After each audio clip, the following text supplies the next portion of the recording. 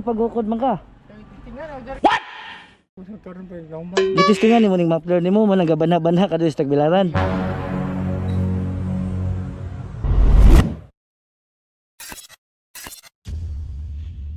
Habang nagro-roving at naganda kami ng police visibility, kinaiusap natin itong isang motorista na ipaayos yung taillight niya at yung headlight niya na medyo mahina. Pero mas napansin natin itong approaching na maingay yung tambutso niya, tapos napansin natin na walang helmet yung motor niya. Sinubukan natin pahintuin pero tinakbuhan tayo. Alam naman natin dito sa Tagbilaran na pinagbabawal yung maiingay na tambutso. Kaya sinubukan namin itong hanapin at sundan para ma-apprehend kasi pinagbabawal nga yung ganitong sobrang ingay ng mga tambutso. Tapos napansin pa natin na walang suot na helmet yung isang motorista.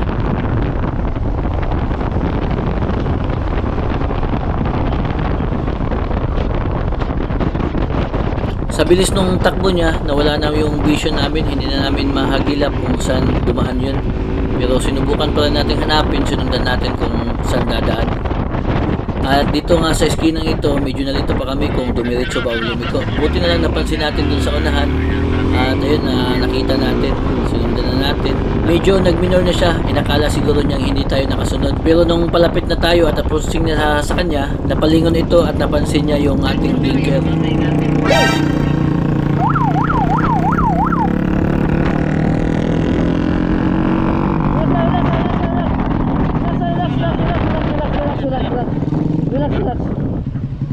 Relax. Ato tong hayag, ayaw dia. Ato tong hayag, balik tong hayag. Ay, pagukod. Ato tagan. Buti na lang at napakiusapan natin at kumalma naman. Ito na kasi yung pangalawang approach natin pero tinakbuhan pa rin tayo. At buti na lang sa huli nakipag-cooperate din siya.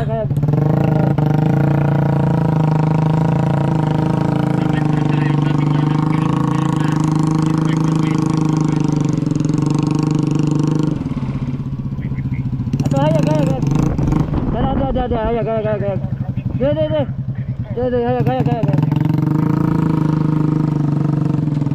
Dia. Dia lang. Ngano nagpagukod man ka? Gitistingan nimo kay. Gitistingan nimo ning muffler nimo man nagabanha-banha ka diri sa Tagbilaran. Tangtangon po nako. Tangtangon na pud mo kay nadakpan na ka. Tagasa di ka sir? Lampas na kay lisensya lagi. Wala. Wa po ka nag-helmet.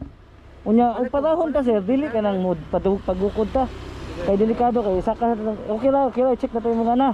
Talikod. Ano gaman no. Okay, tawo tayo mong U-box okay ra. I-check na tayo mong U-box, ha? Abi lang. Ikaw na, di ko magunit ano mong U-box. Sugaan ako ha. Takaan na yung mga way papel way papelis ka? Diha, kita tayo gusto ba? Saba na mo kayo mong tambutso god. Dili pwede ta magsaba-saba sa Tagbilaran. Kaya kabalo mong bawal magbana-bana dili. Usa, bawal po magmotor nga way helmet. Padong palit sudan. Ug mo palit dagdag sudan niya ang tambutso dili ilisan. Dia tatawang gingan ra, dia tatawang na bubanto. Asa mo ang stock ani? Ito ba sir? Ano ha, sabay ta karon og CTM office kay para i-hold sa natin yung motor. 18 panilas na rehistro, imo ni nakapangalan? Tingala mo kuno mo kay para ka ni dagan kay pakusog, delikado kay na kay maka among pakaglain. Wa kay lisensya, wa kay nag-helmet. Kini mo tambutso sakdo na to ni tanaw nimo.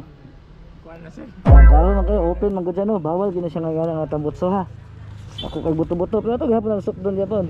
Expire pa gid mong rehistro. CTM office.